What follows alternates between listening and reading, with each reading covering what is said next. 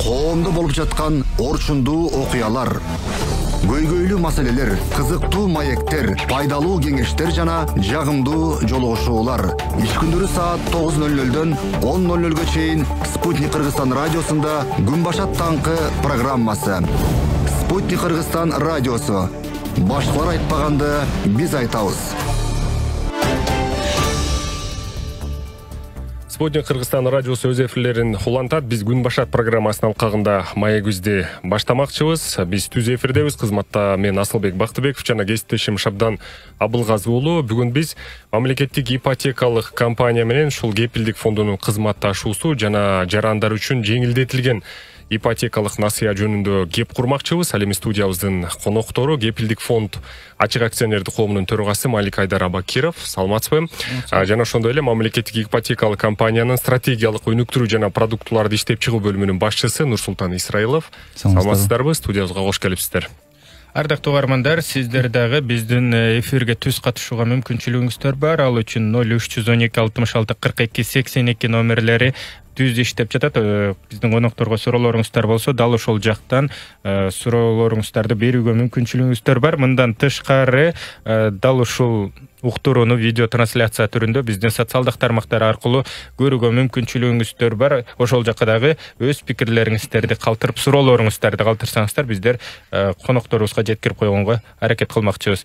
Анан жакында эле ошо сиз эки мекеменин кызматташа баштагандыгы тактап айта турган болсок, жарандарга кепилдик фонду өзүнүн көмөгүн көрсөтө турган үйлүү болгонго маалымат тарады да. Ушунун кандайча болот шарттын, эрежесин, талаптарын түшүндүрүп берсеңиздер, анан маегибизди андан ары уланталы. Келиңиз Малик агай, сизден баштайлы. Саламатсыңарбы, радио угуучулар? Биз болсо өзүңөр билесиңер, өкмөт мамлекеттик ипотека компаниясын түзгөн, кепилдик фонд ачык акционердик коомдо түзүлгөн. Анан биз кепилдик фонд ишкерлерге жардам берип, алар керектүү көлөмдө насыя ала албаганда, себеби күрөөсү жетишпеген убакытта биз жардам беребиз. Бүгүнкү күнгө чейин ушул өзүбүздүн миссиябызды аткарып келатабыз. Азыр болсо биз өзүбүздүн функция, өзүбүздүн финанс инструменттерди кеңейтели деп мыйзамды өзгөртүп атабыз.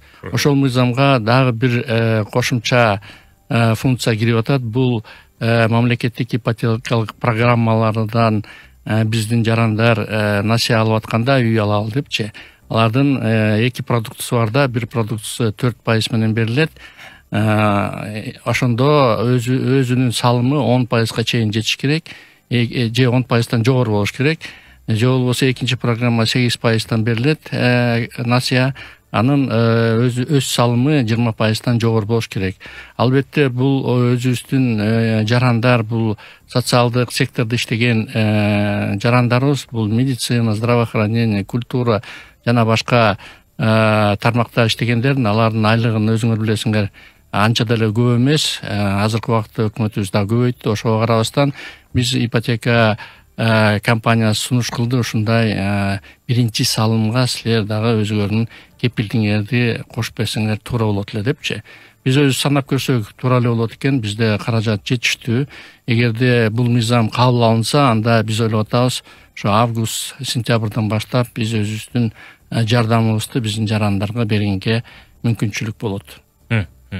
Мыйзам долбоору сунушталып жатат. Анан ошого ылайык мугалимдер, башкача айтканда мамлекеттик кызматкерлер деп жалпы эле айталы, социалдык мааниде мамлекеттик кызматкерлерге биринчи алгачкы взносун сиздер аркылуу төлөп алса болот, эгер шарт талаптары, эрежелери туура келсе. Биз кепилдикти беребиз. Ошол биринчи салымы салынды деп ипотека компания жана өнөктөш банктар болуп саналат да. Биз ишкерлерге деле ушундай кепилдикти берип, өзүбүздүн алардын жетишпеген күрөөнү дагы өзүбүздүн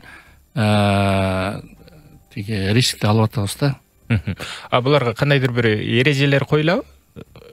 Кандай эрежелер коюлат? Маселен, кимдерге кепилдик берилиши керек, кимдерге берилбеши керек деген нерсе бар да. Саламатсыздарбы? Биринчиден айтып кетейин дегем, ушу биздин ошо бул кимге өзгөртүү кирип атат да? Бул деген мамлекеттик турак жай программанын катышуучуларына кирип атат да. Ошолорго мындай жеңил шарттарды түзүп бергенге биз 2015 жылдан баштап эле ошо мамлекеттик ипотекалык компания иштеп жатат, билесиздер. Ошо убакыттан баштап ошо кандай бир продукттарды иштеп чыгып жатабыз. Эң негизги ушу эң биринчи продукттарынан бул банк аркылуу берген ипотекалык кредиттер классикалык түрдө. Азыркы учурда мына бизде бир 7000ге жакын жаран бизден ипотека алган да, негизи 10 миллиардка жакын акчага.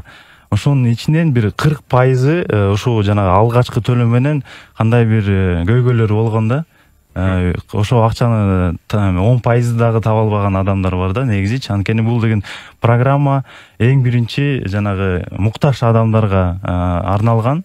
Ошол себептен жанагы биринчи төгүм менен кандай бир көйгөйлөр болгон. Ошол үчүн биздин компания биринчиден ошо кандай бир жолдорду табыш үчүн өзүнчө механизм биринчиден таап чыккан да, жанагы ижара механизми, кийин сатып алуу менен. Биз өзүбүздүн үйлөрүбүздү да куруп көргөнбүз пилоттук режимде.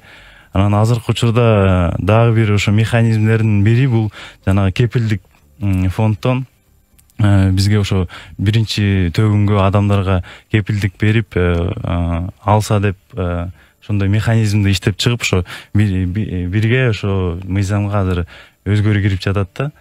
Анан жарандар көбү бизден мына келип сурай берет да, эмнеге ушундай тоскоолдуктарды кое бересиңер, жөн эле биринчи жанагы төгүм жок эле алса болбойбу депчи. Анан биз айтып кетет элек, ошо эмнеге ушундай эмелер коюлуп атат, кепилдик бериш керек. Анткени өзүнүн талаптары бар да, биздин улуттук банктын талаптары бар, биздин талаптары бар, мамлекет турак жай программасында жазылган талаптар бар. Бул талаптар биринчи очередь жанагы туруктуу система, туруктуу болуш үчүн, жанагы узак болуш үчүн коюлган да. Ошону айтып кетет элек. Маселен, азыр сиз 2015 жылдан бери деп айтпадыңызбы? Ага чейин бул өкмөттүн 15-20 программасы, андан кийин ушул менин үйүм 21-26 программасы иштеп жатат азыркы учурда. Буга чейин дагы канча адам мына ушул убакыттан бери ипотекалык насыя алгандыгы тууралуу да маалымат ушул чыкты. Ал боюнча азыр өзүнчө сөз кылалы. Ал эми, маселен, бул программа кирип жатканда алгач 25 жылга эч кандай баштапкы төлөмү жок эле төлөө мүмкүнчүлүгү бар экендиги дагы белгиленген болчу. Бул эмне себептен алынып калды? Сиз азыр бир аз талаптар деп айтып калбадыңызбы? Эмне себептен бул кирди? Кандай критерийдин негизинде ушуну кошуп койсоңуз?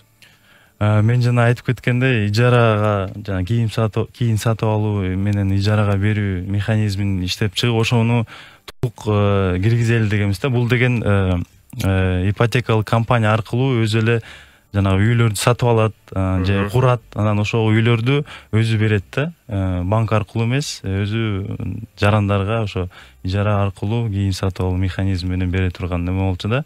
Азыр ошого ал жактан болот да, ал механизм дагы ашат ишке. Ошого механизмге мындайча айтканда алгачкы механизм болот деп ошентип айтылган да, негизичи. Жанагы банк аркылуу дагы ошо жанагы биринчи төгүм албетте болуш керек да ал жактачы. Бирок азыркы учурда бизде деле бар жанагы кошумча күрөө берип, биринчи төгүм төлөбөй эле ошо ала турган адамдар көп да. Ошону да кошумча кылып айтып атканбыз да биз. Биринчи взнос кереги жок деп. Эми Малик агай, мына ушул кепилдик фонддор жөнүндө мыйзамга өзгөртүүлөр киргизилиши керек деген сунуш болуп атпайбы? Демек, бул кандай критерийлер негизинде, канча суммада берилет, жалпы суммасы белгиленеби, жана 10%дан ашык берилиши керекпи? Кандай критерийлер, кандай өзгөртүүлөр конкреттүү мындай сунушталып жатат? Биз тараптан болсо, биз азыр мамлекеттик ипотека компаниянын эле талаптарын кабыл алабыз. 100% кошумча биз эчтеке кошпойбуз. Себеби өзүбүз мына азыр айтып кетпедикпи, мамлекеттик ишкерлерге эле бул сунушталып атат. Башка ипотека программа жана коммерческий ипотека программага биз илигишпейбиз. Азыр биз өзүбүздүн ушу мамлекеттик иштегендерге проблемасын чечип алсак, анда аябай эле көп салым кылабыз. Анан эми дагы кошумча бир айта кете турган сөз болуп атат. Бул болсо эми ипотека компаниянын өзүнүн списоги бар. Алар электрондук түрдө айтылып кетти го. Тиги ипотека компаниянын төрагасы дагы Аида Бишналиевна жогорку кеңештен айтып кетти бул жөнүндө. Экинчиси, бул биз өзүбүз жалгыз эле кепилдик бергенден тышкары кошумча биз кепилдик алып атабыз. Эгерде биздин жаран төгө албай калса, анда жана 10% болобу, 5% болобу, 15% болобу, анда биз ага тиги банкка же болбосо ипотека компаниясына төлөп беребиз. Мындай окуялар биздин өзүбүздүн ишибизде болгон, бирок мен ойлоп атам мындай случай болбойт, себеби ар бирөө өзүнүн үйүн жоготкусу келбейт. Бул биринчи маселе. Экинчи маселе, силер эми бере турган суроону өзүм эле айта кетейин. Мунун да баасы болуш керек депчи. Анан албетте биз дагы кепилдикти бекер эле бербейбиз. Мына бүгүнкү күндө биз 2% өзүбүздүн кепилдиктин көлөмүнө алабыз. Бир жолу эле башында ишкерлер насыя алып атканда.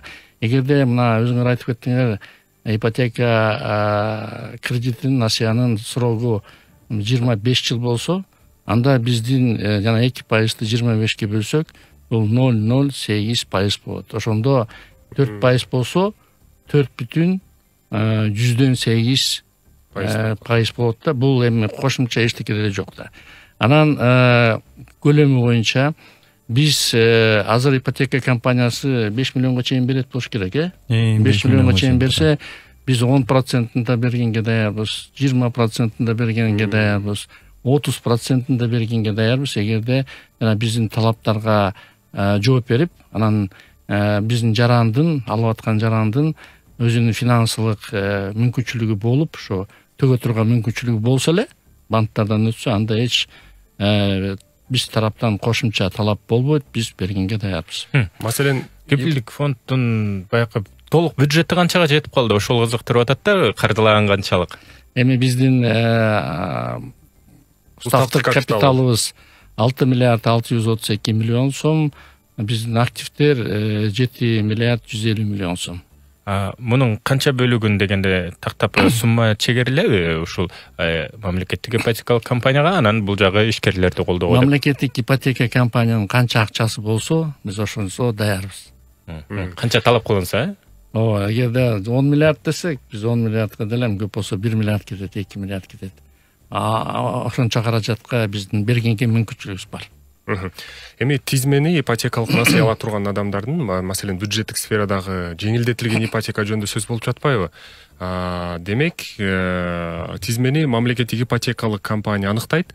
Эми кимдер мына ушул 10%дык көрөнү төгө албайт, анан кепилдик фонддон жардам көмөгүн керек деген тизмени ким аныктайт? Кантип аныктайсыздар муну? Бул мындай болот. Биринчиден, бул жаран бизге электрондук жанагы эмесин заявкасын бериш керек да. Бизге жана сайт аркылуу катталып, заявкасын тапшырып, ошол жерден белгилейт, жеңилдетилгенби же арзан ипотека кандай, кайсы механизмден алгы келсе, ошону белгилейт.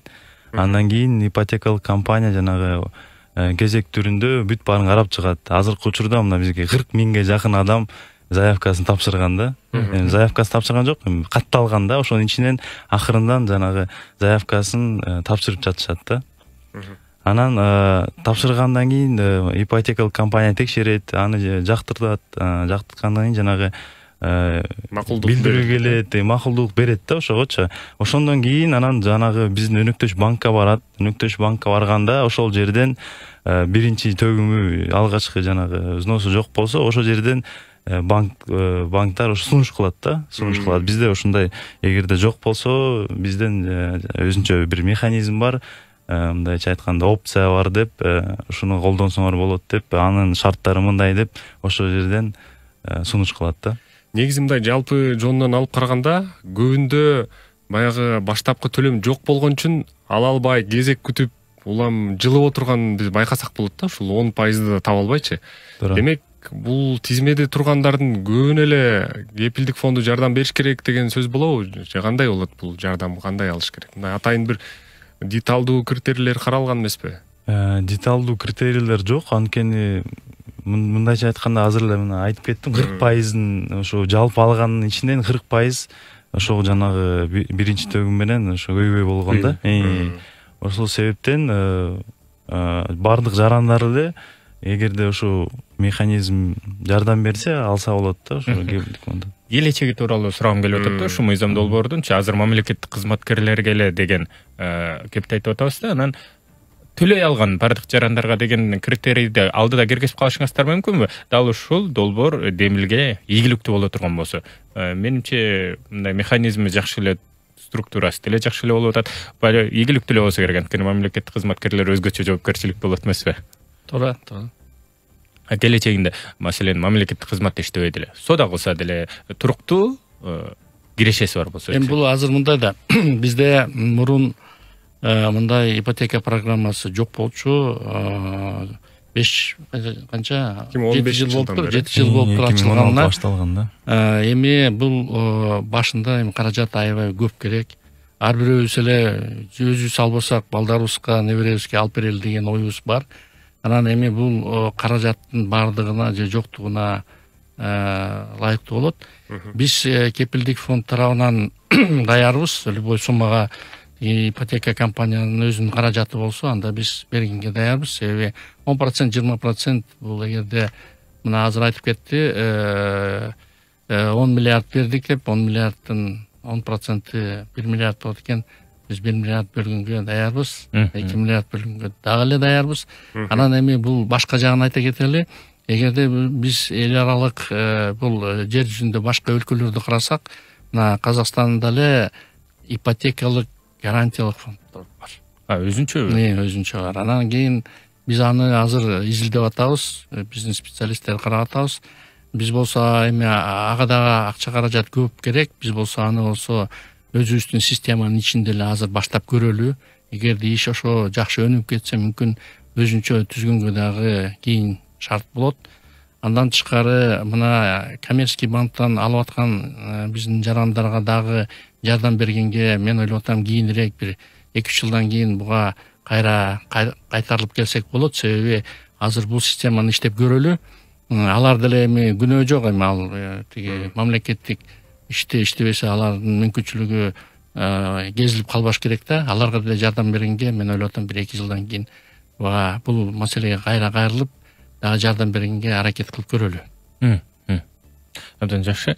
Жалпы эле ушул жарандарды туракча менен камсыз кылуу жаатында бул жаңылыктан башка дагы эмнелер кирип атат? Ошо жеңилдетилген, ыңгайлатылган шарттарды киргизип келе жатпайбы? Атайын мамлекеттик ипотекалык компаниячы соңку жаңылыктар тууралуу айта кетсеңиз, эмне ыңгайлаштыруулар киргизилип атат? Азыркы учурда ошо жеңилдетебиз деп көптөгөн механизмдер иштеп чыгып атат. Жанагы ижара механизмин дагы өнүктүрөбүз деп ошо өзүбүз жана банктан тышкары өзүбүз дагы өзүбүз ипотекалык компания аркылуу эле берип, өзүбүз сатып алалы деп атабыз, өзүбүз үй куралы деп атабыз азыр мына. Андан тышкары жанагы контрактный жилищный сбережение деген бар бизде. Ошол жакта дагы биринчи жанагы төгүмдү чогултсун деп ошо ачылган негизичи ак босого өздүк салым жеңил болсун чогултканы, ошо адамдарга өзүнчө бир шарт түзүп берели деп чогултканга акча чогултуп ошо өзүнүн үйүнүн турак жарын алганга ошо жанагы механизм дагы иштеп чыкканбыз. Анан азыркы учурда дагы ошо жака өзгөчө көңүл буруп атабыз да. Маселен, буга чейин Керемет банк менен дагы чогуу иштешип, мына ушул жаңы курулуп жаткан үйлөрдөн дагы ипотекалык насыя берилери тууралуу 8% менен бардык жарандарга айтылды эле. Бул жагы кандай болуп атат? Ал жактар менен дагы иш жүргүзүп жатабыз. Керемет эмес дагы башка банктар менен деле жолунда иш жүргүзүп жатабыз. Ал жактан жанагы курулуп жаткан үйлөргө ошо өнөктөш банк өзү жанагы курулуш банкка кредит береби же өзүнчө аккредитация өткөрүп өзүнчө механизм түзүлгөн ал жактан. Биз жактан ошо жарандарга биз ипотекалык жанагы суммасын которуп бергенге даярбыз. Эгерде банк жанагы биздин келишим негизинде бүт аткарып, ошол жерден бүт туура иштеп чыкса, анда биз ошону ишке ашырабыз деп ойлойм да. Нурсултан мырза, ошол жогоруда сиз санап өткөн программалардын негизинде кайтарымдуулук кандай болуп атат жарандардан төлөп берүүсү? Төлөп берүүсү азыркы учурда бир 97%га жакын да. 96-97 ушундай статистика боюнча. ошол эле нерсени Малик ага сизден сурайын деп атам да. Сиздерге кандай кылып кайтарат деген маселе жаралат да. Же төлөп кете берет, жарандар баягы айга бөлүп алып анан ипотекалык компания сиздерге которобу же? Туура биз жок жарандын башы оорубайт бул кепилдик фонддагы баарлардын артында депчи, банктын артында. Жөн эле банкка төлөй берет. Биз болсо банк менен өзүбүздүн маселебизди өзүбүз чечип алабыз да. Ал дагы билбейт да, түшүнбөйт. Эмне болуп атканынчы. Алган суммасын төлөй берет, ошо менен токтолот да. Анан эми дагы бир айта кеткен маселе, силер айтып атпайсыңарбы, бул кайтарымдуулугу канча депчи. Эгерде ипотекалык компанияныкы 97% болсо, биздики 99,8%. 100%га дээрлик жетет. Ошонун тегерегинде да, себеби биз аябай анализдебиз, ишкерлердин бизнес план, банктардан келген заявкаларды бизнес специалисттер аябай жогорку деңгээлде специалисттер. Анан бүт баарын карап чыгып, биз бир 8%-тан 12%-га отказ беребиз. Маделе баягы келсе эле бере бергенде биз деле өкмөттүн акчасын туура колдонуш керек, ал ишкерлерге жардам берилиш керек, кайрылып келиш керек, көбөйүп келиш керек. Жана комиссионный алып атпайбызбы? Анча-мынча акча түшөт да. Анан эми биз ошого сүйүнүп атабыз, ушу биздин кайтарымдуулук аябай эле жогору, почти 100%га жакын. Анан ойлоп атам, бул ипотекалык программанын кайтарымдуулугу 100%-ын тегерегинде эле болуш керек. Азыр иш башталды, мен ойлоп атам, ар бирөө жана башында деле айтып кетпедимби? Ар бирөө өзүнүн алып аткан үйүнөн айрылайын деген эч кандай ой болбойт. Анан эми бул убактылуу проблема болуш керек. Мен ойлоп атам, ал проблема бир ай, 2 ай, 3 ай болсо анан кайра оңолот, ошо менен 100%га жетет болуш керек. Мен бул кошумча айтып кетсем, жана 3%-ын ичине жана убактылуу төлөп албагандар эле кирет да. Алга убакыт берилет. Бул деген эң күнү эле жана үйүн алып деген маселе жок. Бул жерде жанагы 30 күндүктөр кирет, өзүнүн жана улуттук банктын эрежелери бар да, 90 күнгө чейин деген жана төлөп албагандар. Бирок алар деген эртең деле кайра төлөп алышы мүмкүн да. Ошон үчүн жанагы 97 деген 3% деген бул жанагы убактылуу төлөп албагандар да. Өзүнүн жана графигине кире албай калгандар да. Рентабелдүүлүк тууралуу кеп кылайын деп атам да. Малик агай, ипотекалык компанияны билесиз, эми ипотека бергенде бир 10 жылдан 15 жылга чейин деле кете берет да. Убактысычы. Бул учурда эми экономикалык абалда да байкап атасыз, инфляция деле болуп кетиши мүмкүн да. Сиздер берген каражаттан кайтарымдуулугу азыраак кайтарып калышыңыздар мүмкүн бир 15 жылдан кийин. Мындай маселе болбойбу? Эми мындай да. Биз Кыргызстанда өзүбүздүн мыйзамыбыз бар. Мен баягы Кыргызстанда единственное платежное средство сом.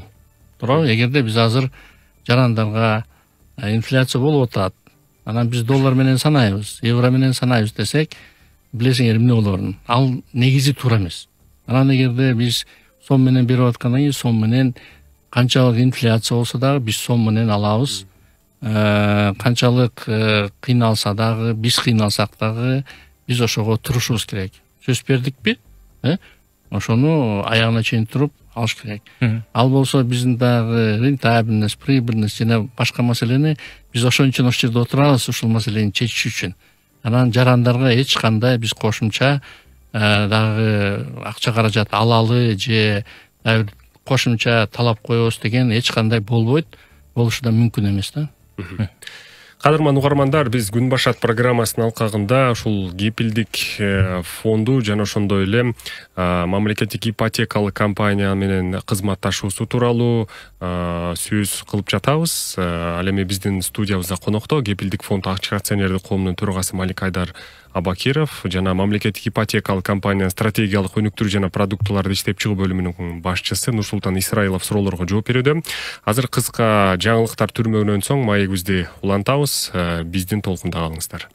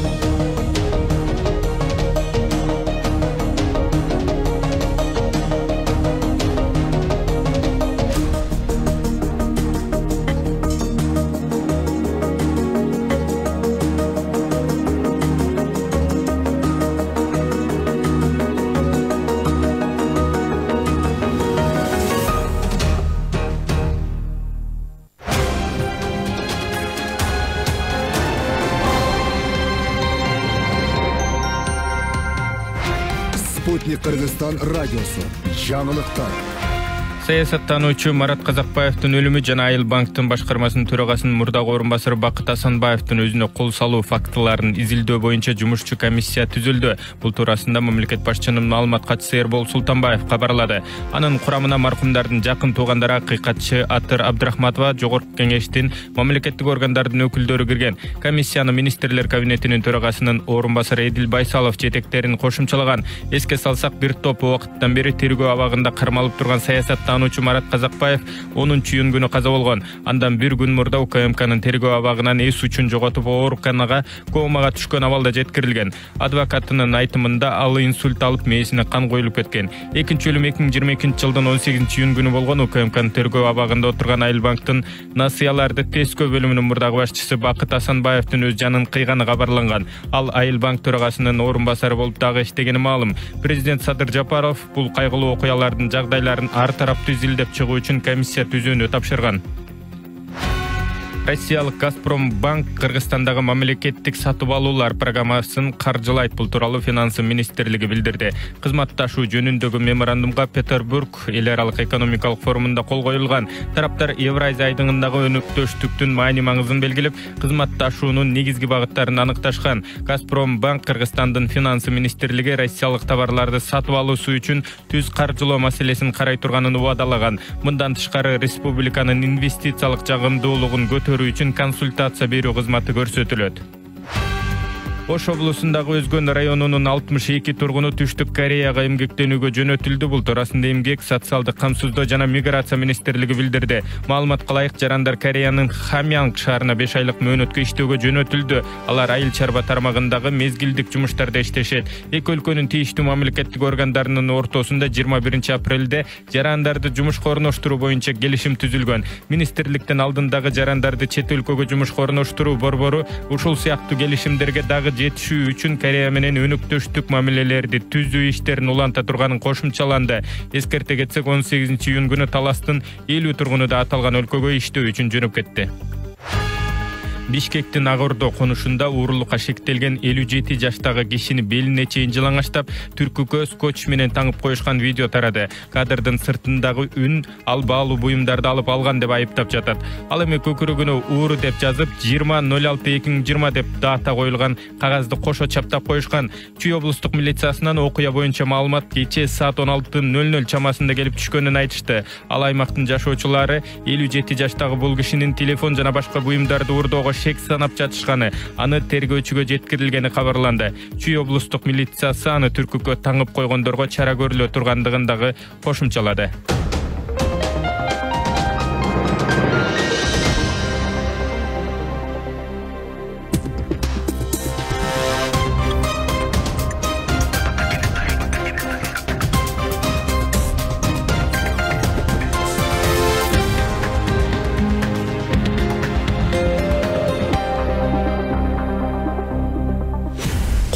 Болуп жаткан орчундуу окуялар, көйгөйлүү маселелер, кызыктуу маектер, пайдалуу кеңештер жана жагымдуу жолугушуулар. Иш күндөрү Спутник Кыргызстан радиосунда күн баша таңкы программасы. Спутник Кыргызстан радиосу. Башкалар айтпаганды биз айтабыз.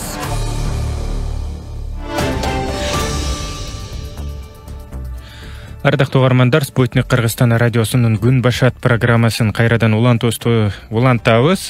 Бизде конокто Кепилдик фонд ачык акционердик коомунун төрагасы Малик Айдар Абакеров жана мамлекеттик ипотекалык компаниянын стратегиялык өнүктүрүү жана продуктолорду иштеп чыгуу бөлүмүнүн башчысы Нурсултан Исраилов менен биргеликте биз Кепилдик фонду жөнүндөгү мыйзам долбооруна киргизилип жаткан өзгөрүүлөр тууралуу мыйзам долбоорун талкуулап жатабыз. Мамлекеттик ипотекалык компания менен Кепилдик фондунун ортосунда кызматташып, анан жарандар үчүн жеңилдетилген ипотекалык насыя жөнүндө тактап айта турган болсок, Кепилдик фонд жарандарга, мамлекеттик кызматкерлерге алгачкы төлөмүн төлөп берүү, кепил берүү боюнча сунуштама бар мыйзам долбоорунун ичинде. Биз ошол жагын талкуулап атабыз. Негизи эле Малик агай, ушул мыйзам долбооруна мындан башка дагы кандай өзгөртүүлөр киргизилип атат? Биз болсо бул кепилдик фонддор жөнүндө мыйзам 4-чү өзгөрүү болуп атат да. 13-жылы биринчи кабыл алынган, 16-жылы, 19-жылы өзгөрүү болгон. Анан эми дагы бир негизги өзгөрүү бул портфелдик кепилдикти киргизүү. Биз азыр Дүйнөлүк банк менен иштеп атабыз. Биз азыр жеке индивидуальный кепилдик беребиз. Жеке заявканы өзүнчө карайбыз. 10 күндүн тегерегинде каралат. Анан болсо биз азыр Дүйнөлүк банк менен иштеп портфелдик гарантияны кепилдикти иштеп, мына уже $24 миллион бизге берилди. Дүйнөлүк банктын Кыргызстан менен программасы 100 миллиондук программа, бизге 24 миллион берилди. Аябай жакшы иш өтүп атат. Анан дагы бул программаны дагы $50 миллион көтөрүп атат. Ошо 50 миллиондон бизге 8 миллион дагы берилген атат. Азыр бул дагы ратификация өтүп атат. Бул келишим Дүйнөлүк банк менен. Ошондо бизге $32 миллион берилип атат. Анан эми бул иш жакшы жылып аткандан кийин биз өзүбүздүн тиги каражатка портфелдик кепилдикти берели деп дагы өзгөрүү киргизип атабыз. Буюрса бул как раз ипотека жана портфелдик гарантия эң негизги эки өзгөрүү. Калганы бул технический эле өзгөрүүлөр болуп атат. Анда болсо биздин убактыбыз эгерде бүгүнкү күндө биз заявканы бир 10 күндүн тегерегинде карасак, орто эсеп менен 7 күндө каралат. Анда ишкерлерге 1-2 күндө каралып биз өзүбүздүн чечимибизди беребиз да. Бул аябай убакытты кыскартат. Ишкерлер эгерде бизнеси жылып атса, эгерде аларга аябай бат насыя керек болсо, анда бул маселе чечилген турат да. Ошол себептен бул экинчи аябай чоң өзгөрүү болуп атат. Анан биз ойлоп атабыз, ушул өзгөрүүлөр биздин ишкерлерге жана ипотека программанын клиенттерине аябай чоң жардам берет. Нурсултан мырза, бул жаңылбасам былтыр күздөн баштап менин үйүм 21-26 программасынын алкагында ушул мамлекеттик ипотекалык насыялар жарандарга берилип келет. Бүгүнкү күндө канча суммага, канча жаранга ушул ипотекалык насыя берилди? Ушул программанын алкагында. Ушул программанын алкагында азыркы учурда мына бир 3 миллиардка жакын акча берилди. Бул деген бул 1000 жаранга жакын уже үйлүү болду да, турак жай камсыздалды. Ошол менин үйүм 2021-26 программанын негизинде. Мындан сырткары бизде дагы силер билгендей ошо жана Немис өнүктүрүү банк KfW ал жактан да каражаттар болгон. Ал жакта берилип бүт жана 10 миллион евро бизге берилген да, бөлүнгөн биринчи фазанын негизинде. Ошонун баарын биз толук берилгенбиз да, бергенбиз.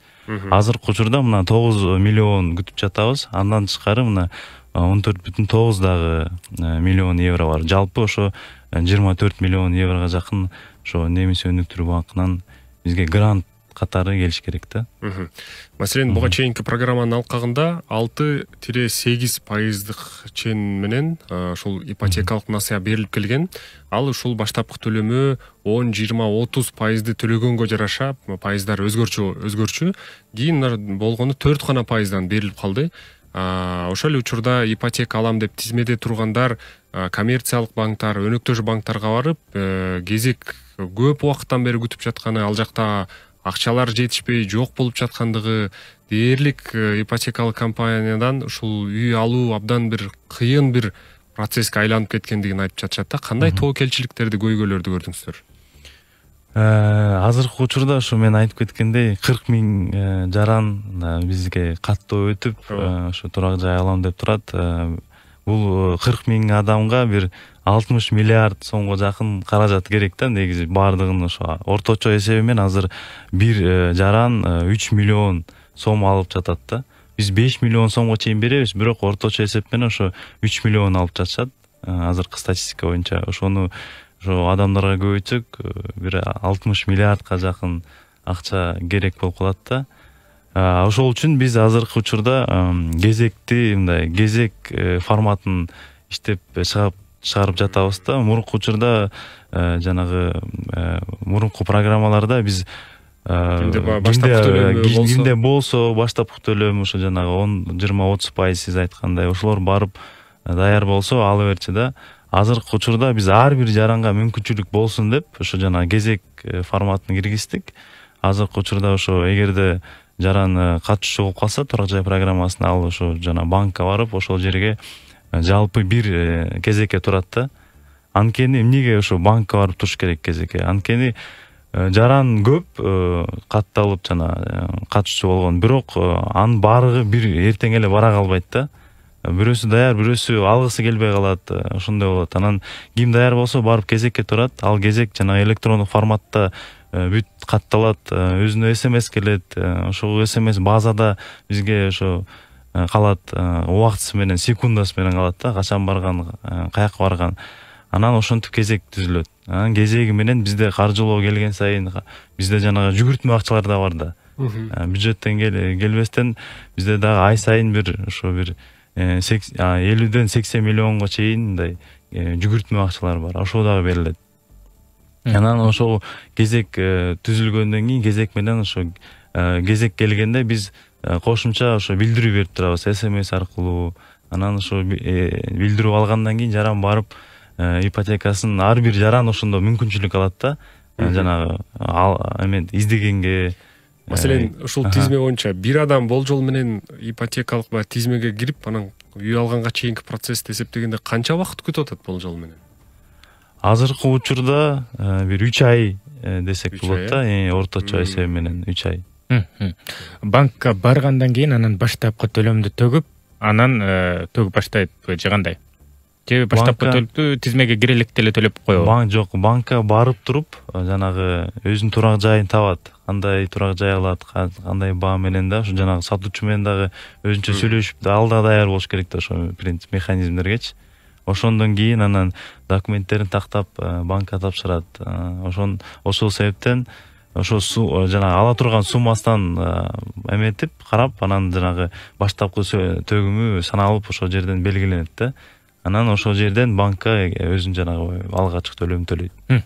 Ушул жерден анан банк сунуштайт, эгер баштапкы төлөмүңүз жок болсо, Малик агайларга барыңыз деп. Жок, ал жерден дагы мына Малик Партабыз айткандай, андай бир мындай өзүнчө деле сунуш кылбайт. Ошол жерден ушундай механизм бар, эгерде ыңгайлуу болсо биз өзүн кошуп коебуз дейт да. Өзүнчө тарифтерин айтып берет.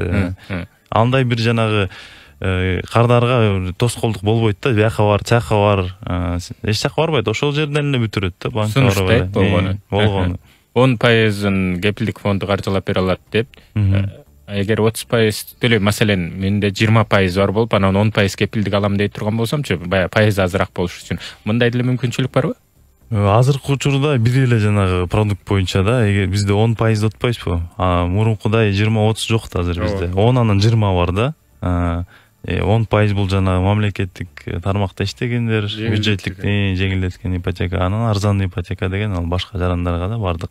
Ал 20% ал жакта. Ошо 10 менен 20% маселен ошо боюнча да. Маселен 10% бар болсо, 10% кепилдик фонддон кепилдик кылып алса болобу? Эгерде 10% бар болсо, ошонун жанагы өзүнчө 20% ала турган жана ипотека болсо, 10% бар болсо, 10%ын албетте ошо кепилдик фонддон. Кыскасы баягы 10%га жеткирип кепилдик ала алса болот экен да, туурабы? Маселен бир 5% болсо, калганын ушул кепилдик фонду аркылуу толуктап, жетпей жаткан суммасын бөлүп төлөп кете берет. Түшүнүктүү. Кайтарымдуулугу боюнча дагы бир нерсени тактабайын деп атам. Эгер жаран кайтара албай калды деп коелу, эми форс-мажордо ар кандай абал болуп калышы ыктымал. Мунун үйүн баягы банк өзүнө эмеге алып коет да, ижарага. Анан ошону сатып туруп, анан бөлүштүрүп коебу каражатын кандай кылат? Ооба, бүгүнкү күндө мен ойлоп атам, бул ипотека, мамлекеттик ипотека программасы боюнча мындай деле случайлар болбойт, бирок мен сиздерге айта кетейин, бүгүнкү күндө биздин ушундай ситуация болуп калса кандай чечилет депчи. Мына бүгүн биз мүмкүнчүлүк беребиз. Мына эгерде ишкер төгө албай калса, анда банк 90 күндүн ичинде сотко чейин өзү аракет кылат да, эме кылсын депчи, кайтарып берсин деп. Эгерде ал ишке ашпай калса, анда 91-жылдан 180 күнгө чейин анда дагы сотко берип кайтарганга аракет кылат. Эгерде анда дагы кайтара албай калса, 181-күндөн баштап, там 185-күнгө чейин биз документтерди карап, анан өзүбүздүн кепилдик берилбедиби? аны төгүп беребиз. Эми бул ипотека программасы аябай керектүү программа. Өзүбүздүн үйүбүздү эч кимибиз бергенге жол бербейбиз да, аракет кылабыз. Мен ойлоп атам, мындай ситуациялар деле в принципе болбойт болуш керек. Маселен, ушул жерден эле сиздер эми ишкерлерге кепилдик бересиздер да. Анан бул жакта ишкерлерге салыштырмалуу жөнөкөй мамлекеттик органдарда иштеген гана кызматкерлер да. Ишкерлер эми баягы мындай жөнөкөй тил менен айтканда кирешеси көбөйүп турат улам. Алар баягы ишкердик менен алек болгон адамдар, алардын мамлекеттик органда иштегендерге салыштырмалуу мындай. Насия менен иштеши тажрыйбасы дагы. Тажрыйбасынан алып караганда деле мындай жалпы спецификасын алганда деле башкача. Ушул жагынан тобокелчиликтерди кандай конкреттештирсек? Вот ошо тобокелчилиги жогору да, аябайчы. Ипотека программасы менен төмөн. Буякта болсо аябай жогору. Себеби мына өзүңөр деле билесиңер, 2 жыл мурун коронавирус пайда болуп калды. Быйыл болсо мына тиги геополитический ситуация боюнча курсубуз өз убагында тиги 70 көтөрүлүп түшүп туруп атат. Тегерендиги 106га чейин көтөрүлүп кетти. Доллар менен алган кредиттерди эме ишкерлер тобокелчилиги аябай, валютный риск аябай жогору болду. Кайра түшүп кетти, алар жыргап калышты. Анан кийин ушундай ситуациялар көп да. Анан ишкерлердин тобокелчилиги аябай эле жогору. Бул чын. Анан биз баягы мен дагы өзүм бир жагынан өзүм сүйүнүп атам. Биз болсо ошо кепилдик фонддун алдында биздин специалисттер ошо тобокелчиликти баалаганга, аларды жеткирбегенге аябай жакшы уровенге жеткенбиз. Ошон үчүн биздин кайтарымдык 99,8% болуп атат. Биз муну көп жылдан бери кармап келатабыз. 5,5 жыл болду иштегенибизге. Эгерде проблема болсо эч али чыкмак. Анан тиги бул программа, ипотекалык программа боюнча тобокелчилиги аябай эле төмөн. Бул эми жер жүзүнөн бүт опыт көрсөтүп атат. Өзүмдүк оокатты эч кимге бербейм деген маселе бар да, ар бирибиздин эмебизде. Ошондой эле болот болуш керек. Жакшы. Нурсултан мырза, маселен, улам жарандар үчүн баягы ыңгайлуу жакшы бир шарттарды түзүү маселеси дайыма каралып келген. Буга чейин 6-8% алган ушул ипотекалык насыялардын ушул пайыздык көрсөткүчү мына ушул программага ылайыкташтырып түшүрүлөт деген сыяктуу маселелер көтөрүлдү да. Балким 6-га, 5-ге, 4-кө чейин. Бул маселе кандай болуп калды? Ал маселе толугу менен иштеп жатат. Азыркы учурда ошол жана берилген 6-7-8% менен мурунку программа берилген бүт ипотекалык кредиттердин пайыздары түшүп жатат. Толугу менен мындай айтканда бир 70% түшүп калганда, ошо 4-5-6га түшкөн. Ошо 4-кө түшүп, 5-кө түшүп, анан 6-га чейин түшкөн да. Азыркы учурда дагы бар кредиттер жана түшпөй калган. Бирок ал маселе боюнча дагы иш жүрүп жатат да. Аз жарандар кайрылып жатышат ошо төмөндөткөнгө. Биз өзү шарт түзүп бергенбиз да. Банкка кайрылыш керек, ал үчүн өзүнчө эмелери бар, эрежелери бар да. Талаптар бар. Эми бизге бөлүнгөн убакыт дагы чектелүү. Сиздер убакыттап келип, маек куруп бергениңиздер үчүн сиздерге чоң ыраазычылык билдиребиз. Бул абдан жакшы жарандар үчүн дагы ыңгайлуу бир механизм ыкма болуп турат. Андыктан бул сөз түрдө иш жүзүндө өзүнүн жыйынтыгын берет деп ишенели. Кадырман угармандар, биз Күн башат программасын алкагында ушул мамлекеттик ипотекалык компания менен кепилдик фондунун кызматташуусу жана жарандар үчүн жеңилдетилген ипотекалык насыялар жөнүндө кеп курдук. Ал эми студиябыздын коноктору Кепилдик фонд ачык акционердик коомунун төрагасы Малик Айдар Абакиров, мамлекеттик ипотекалык компаниянын стратегиялык өнүктүрүү жана продуктыларды иштеп чыгуу бөлүмүнүн башчысы Нурсултан Исраилов болду. Микрофондо мен Асылбек Бактыбеков жана Шабдан Абылгазы уулу кызматта болду.